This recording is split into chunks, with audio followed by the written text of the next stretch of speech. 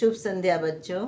आपकी डिमांड पे ये जो किताब है ज्ञान दीपिका, जो क्लास 7 के लिए है संस्कृत का, उसमें पाठ 6 का उत्तर आप लोगों ने डिमांड किया था, इसलिए मैं पाठ 6 का पूरा उत्तर मैं आपको दे रही हूँ। आप प्रैक्टिस करेंगे, ठीक है ना। आगे बढ़ते हैं, देखते हैं कि पहला प्रश्न हमारा क्या है। पहला प्रश्न है कि आलसा आसन, इसका मतलब होता है बच्चा कि आलसी कौन थे। और देखो ये जो प्रश्न है ना, एकेन संस्कृत पदेन उत्तरत, मतलब इसका क्या है कि एक शब्द में आपको उत्तर देना है। एक शब्द में आपको उत्तर देना है। उत्तर में आपको सिर्फ एक शब्द लिखना है, के अलसा आसन। तो उसके जो किसान थे, तीनों पुत्र आलसी थे, तो लिखेंगे त्रय एव पुत्रा, मतलब उसके तीनों पुत्र आलसी थे। ठीक है। अब दूसरा प्रश्न है खा नंबर, कस्य मतलब किसका, कस्य जीवनस्य आशा नासित, किसके जीवन की आशा नहीं थी, मतलब किसके बचने की आशा नहीं थी। तो कृषक की। जहाँ देखो कस्य लिखा हो, कृषक जैसे तुम हिंदी में लिखते हो ना, कृषक लिख दिया। अब आधा स और य इसको देखकर उतार दो, कृषकस्य, तब तुम्हें आसानी होगी। समझे। परिश्रमः कदापि कीदृशः न भवति, परिश्रम कभी भी कैसा नहीं होता है। निष्फल, निष्फल नहीं होता, बेकार नहीं जाता है, तो लिखेंगे निष्फलः। ठीक है। विसर्ग लगाएंगे। विसर्ग को क्या कहते हैं, ये दो डॉट को क्या कहते हैं बच्चा, विसर्ग कहते हैं। ठीक है। अब जैसे देखो यहाँ परिश्रम है, तो आंसर भी हमारा क्या होगा, निष्फलः। विसर्ग हम लोग यहाँ पर लगाएंगे। कि दृश्य में भी विसर्ग है, तो यहाँ भी आंसर में भी होगा, कंफ्यूज करने की आवश्यकता नहीं है।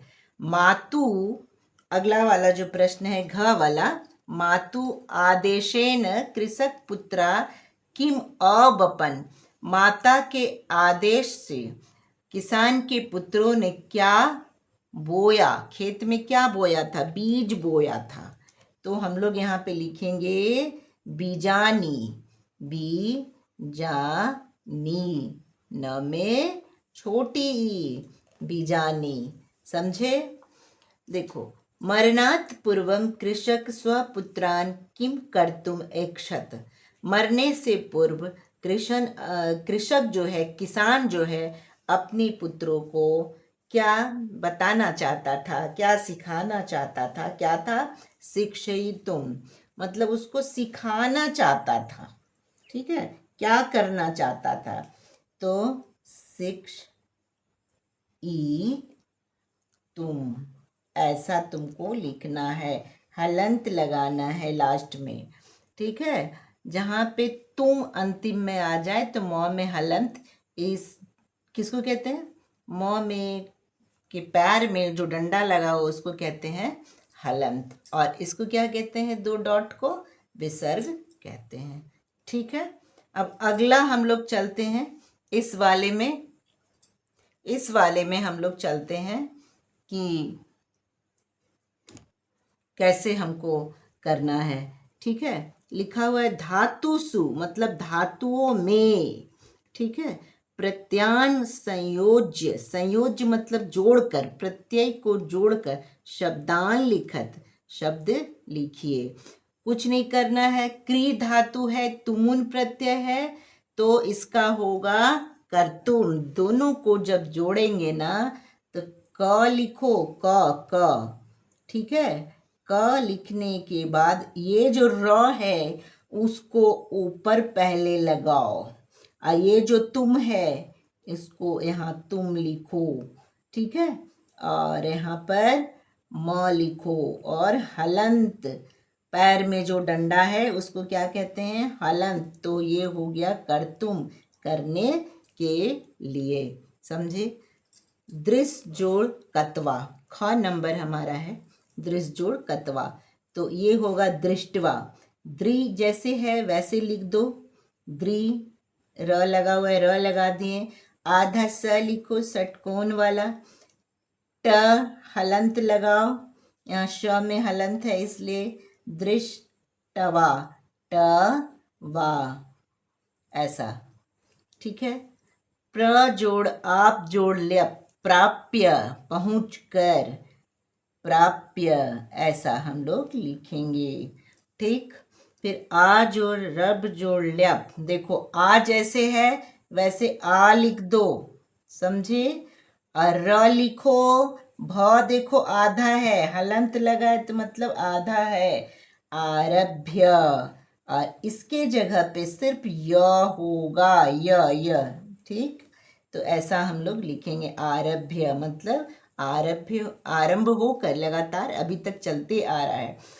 कथ जोड़ कत्वात, इसका लिखेंगे कथ इत्वा, क थ य और छोटी ई ये लगाओ बीच में, कथ ई। आधा त और वा, यहाँ से हम लोग लिखेंगे आधा त और वा, कथ इत्वा। समझ गए? गम जोड़ कत्वा, क्या होगा? गत्वा। ग देखो आधा त और वाह, पीछे से ये ले लो, गत्वा। समझे? इसका मतलब होता है जाकर। अगला हमारा प्रश्न है प्रश्नान, प्रश्नानाम उत्तरानि संस्कृतेन लिखत, प्रश्नों का उत्तर संस्कृत में लिखिए। मतलब एक पूरा वाक्य तुमको लिखना है। इसमें बच्चा सबसे बड़ी बात होती है कि ये जो प्रश्नवाचक जो शब्द है ना, ये कह, ठीक है, ये है कति, देखो यहाँ पे कति, ये कीदृशा, और इसमें क्या है किम। तो ये जो ये होते हैं शब्द होते हैं, ये प्रश्नवाचक शब्द हैं। तो अब इनको क्या करना है कि इन्हीं के प्लेस में, इन्हीं के जगह पर हमको उत्तर लिखना है। और ये मतलब प्रश्न का जो भाग है, ये सब कह के आगे वाला और पीछे वाले जो भी शब्द हैं उनको उतार देना है। तो ग्रामे कह अवसत, गांव में कौन रहता था, सीधे लिखना है, यहाँ से उतारना शुरू करो। ग्रामे है तो लिखेंगे हम ग्रामे, ग्रामे, ठीक है। जैसे है वैसे उतार दो। अब कह के जगह पे लिख दो एकह, एकह कृषकः, कृषकः, एकह कृषकः, क्या है अवसत, अवसत,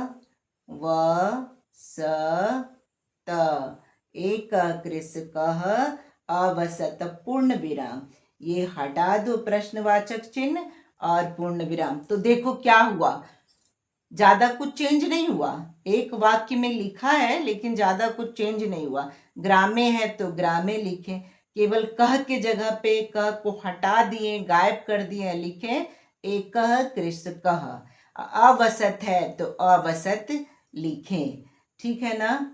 ठीक, अब अगला वाला में चलते हैं कि क्या है। देखो ख वाला है कृषकस्य कति पुत्रा आसन, कृषक के कितने पुत्र थे, ठीक है। अब क्या करना है, इसके जगह पे हमको उत्तर लिखना है और बाकी हमको क्या करना है बच्चा, उतार देना है। तो इसको उतारिए, जैसे लिखा हुआ है कृषकस्य, कृषक पहले लिख दो और उसके बाद आधा स और य लगा दो, ठीक है। तो कृषकस्य, कति मतलब होता है कितने, कितने, ठीक है, संख्या में 1 2 3 4 5 6 जो भी। तो कृषकस्य कितने के जगह पे त्रयः, 3 पुत्र थे तो त्रयः। पुत्रा जैसे है वैसे लिख देंगे पुत्रा आसन। ऐसा जैसे आसन है तो यहाँ पे हम लोग लिख देंगे आसन, समझे? और पूर्ण विराम लगा देंगे, समझ गए? और देखो ग नंबर क्या है, पुत्रा कीदृशा आसन, पुत्र कैसे थे, कीदृशा मतलब कैसे। तो फिर लिखेंगे जैसे है वैसे क्या करेंगे बच्चा, उतार देंगे। पुत्रा, पुत्रा कैसे थे, आलसी थे तो अलसा, अलसा, अलसा। देखो जब यहाँ विसर्ग होगा तो यहाँ भी विसर्ग होगा, ये विशेष है ये विशेषण है, ठीक है? तो ये दोनों समान होंगे, इसमें विसर्ग है तो इसमें भी विसर्ग होगा। पुत्र कैसे थे तो आलसी थे, पुत्र विशेष है, आलसा क्या है, विशेषण है। तो पुत्रा अलसा, अब आसन है तो आसन हम यहाँ पर क्या करेंगे बच्चा, लिख देंगे आसन, और यहाँ पे पूर्ण विराम लगा देंगे, ठीक है? तेषाम परिश्रमेण किम अभवत, उनके परिश्रम से क्या हुआ, किम के जगह पे। तो यहाँ पे क्या लिखेंगे, यहाँ पर क्या लिखेंगे, तेषाम जैसे है वैसे उतार देंगे, तेषाम परिश्रमेण, श्रमेण, तेषाम परिश्रमेण क्या हुआ, बहुत ज्यादा धान्य हुआ था उसके खेत में। तेषाम परिश्रमेण विपुलम धनम, विपुलम धनम, धनम,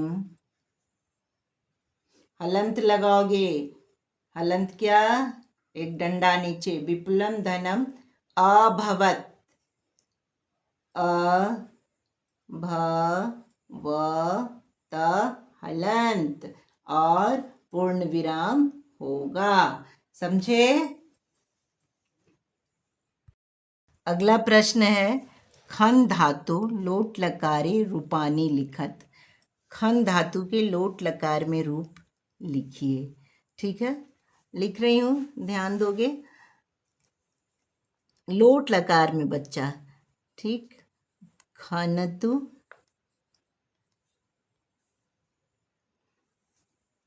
खनताम, खनताम, खनंतु, जैसे तू ताम अंतु लोट लकार में चलता है ना, तो खनतु, खनताम, खनंतु। फिर मध्यम पुरुष में होगा खन, सिंपल खन लिखेंगे, खन, खनतम। देखो यहाँ ताम है, आ की मात्रा हट जाएगा यहाँ, तो लिखेंगे खनतम। और खनत,